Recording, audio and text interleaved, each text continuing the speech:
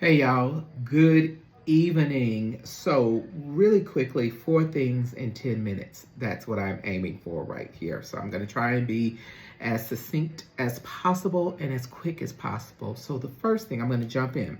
First thing, homecoming weekends are starting to pop off, especially at HBCUs. That's what I am focused on. I want to wish a very happy homecoming to the Tennessee State University, which is having its homecoming this weekend in Nashville, Tennessee, in which we are playing Howard University. I think Howard has already had its homecoming, or its homecoming is after ours. Howsoever, happy homecoming, especially to Black colleges. I'm on that vein because at the same time, we have also heard over the past couple of weeks that the Blexit group, sponsored by Turning Point USA, which was Charles Kirk's group, is expected to be coming to Black college campuses to tell Black people how they have been bamboozled and how the Republican Party is better for them. I know stretch of the imagination am a mouthpiece for the Democratic Party because I have had a number of issues with the Democratic Party. But what I do know is that the Democratic Party is not working to actively destroy the lives of people. I mean, it's not on the forefront marching to destroy the lives of people. It might be doing a whole lot of other shit that I'm like, what y'all doing? But they ain't doing that. So, what I have to say to that is, if it is your homecoming weekend, like it is my alma mater's homecoming weekend, ignore these fools, put politics out your mind for at least 2 days, and enjoy your homecoming. Put them off of your yard. If you see them, have the authorities put them off of your yard and enjoy your homecoming. This is your time to come back home to check in and see about your alma mater and your university. This is not the point in time to have ignorant ass Black people. Yeah, I said it. Ignorant ass Black people telling you what you need to be doing about coming to the Republican Party. Or whatever that foolishness was,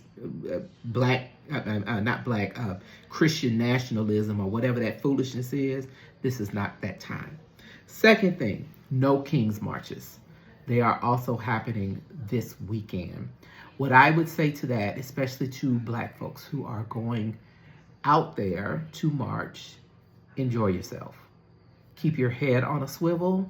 Be mindful. This, in my opinion, is time for white people to make amends for the foolishness. I almost said something a whole lot harsher. I'm trying not to cuss on here. This is their time to make amends for the foolishness that we see ourselves in this country, either by hook or by crook, or by allowing the sofa to vote. It's their time to put their bodies on the front line. Y'all been putting y'all been marching and singing "We Shall Overcome." All I'm going to say about that. I won't be out there marching with y'all. Done enough marches. But y'all enjoy. If you feel like it's your point in your time to march. Government shutdown. My heart is heavy for government workers at this point in time because I have lived in Washington, D.C. at a point in time when the government shut down the first time under Donald Trump.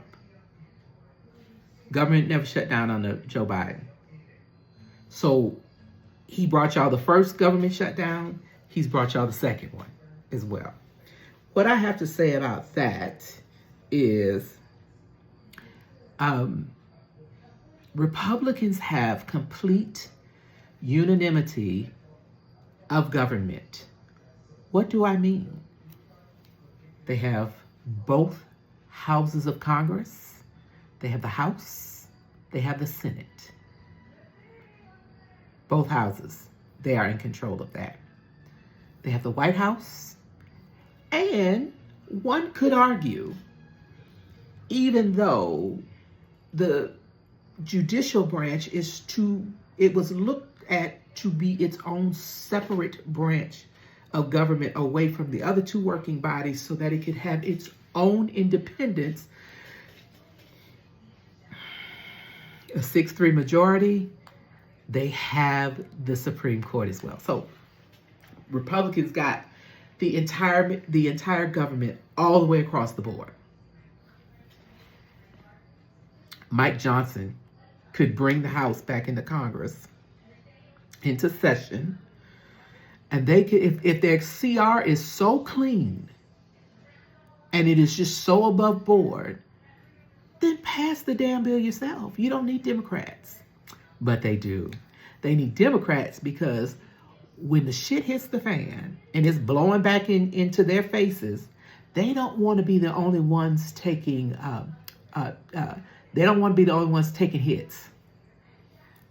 They do not want, because when it hits the fan and those subsidies go away and people can't afford their health insurance, and so they start letting health insurance go, or they start going hungry because they can't eat and pay that, or they go homeless because they can't pay health insurance and live in a house, the American people aren't going to be looking at the Democrats. They're going to be looking at the Republicans. So one has to ask, is that continuing resolution as clean as they say it is? Why not just come back into session and pass it yourself? Also, they don't want to seat Grijalva because she's already said, oh yeah, I'm going to vote to make sure that we release them Epstein files. They don't want that shit to happen. CR is so clean. Seat the woman. Let her go to work for her constituents in her district.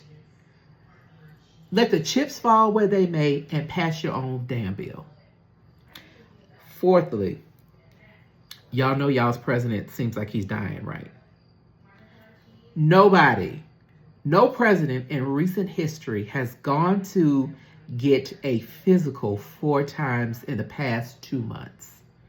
He's been to the hospital 4 times. Complete silence from the White House.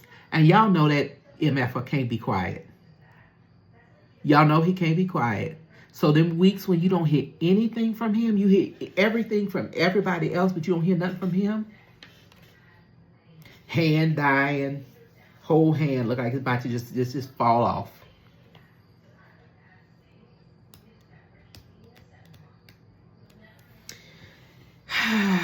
Child. I need another drink, but I'm going to bed. I can't with y'all. I cannot. So anyway, 4 things to think about, 10 minutes.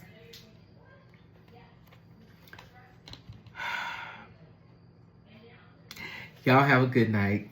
It was so much fun. I could go on and on, but